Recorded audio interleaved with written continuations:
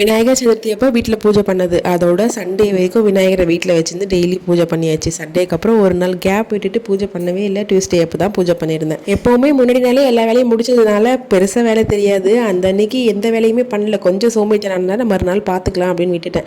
அதனால டியூஸ்டே அப்போ மார்னிங் ஏஞ்சி தான் எல்லா வேலையுமே க்ளீன் பண்ணிட்டேன். பூஜை ரூம்லாம் க்ளீன் பண்ணிட்டு அதுக்கப்புறமா தான் எல்லா வேலையும் பார்த்துட்டு இருந்தேன். ஸோ கொஞ்சம் டைம் ஆயிடுச்சு. அதனால மார்னிங் 6 to 7 பூஜை பண்ண முடியல. அதனால மதியம் டைமில் 1 to 2 வெற்றிலை தீபம் ஏற்றி ஓரே டைமில் பூஜை பண்ணி முடிச்சாச்சு. அதோட அடுத்த மாதம் அக்டோபர் 22 மகா கந்த சஷ்டி விரதம் ஸ்டார்ட் ஆகுது. லாஸ்ட் இயர் ஒரு சில ஹெல்த் இஷ்யூஸ்னால என்னால் இந்த விரதத்தை பண்ண முடியல. ஸோ இந்த வருஷம் கண்டிப்பாக பண்ணணும்னு சொல்லிட்டு யோசிச்சு வச்சிருக்கேன். ஒரு வாரம் அந்த விரதம் இருக்கணும். 22 28 திருக்கல்யாணம் முடிக்கிற வரைக்கும் அந்த விரதம் இருக்கணும். ஒரு சிலர் 27 முடிச்சிருவாங்க சூரசம்ஹாரத்துக்கு அப்புறம். ஒரு சிலர் 28 திருக்கல்யாணம் பார்த்ததுக்கு அப்புறம் தான் விரதத்தை முடிப்பாங்க. இது அவங்களோட விருப்பம் தான். இந்த விரதத்தப்போ நம்ம என்னென்ன பண்ணணும், என்னென்ன பண்ணக்கூடாது, என்னென்ன மேற்கொள்ளணுன்றதை நான் ஒரு லாங் வீடியோவை கண்டிப்பாக அப்லோட் பண்ணுறேன். அதுக்கு நீங்கள் சேனலை மறக்காமல் சப்ஸ்கிரைப் பண்ணி வச்சுக்கணும்.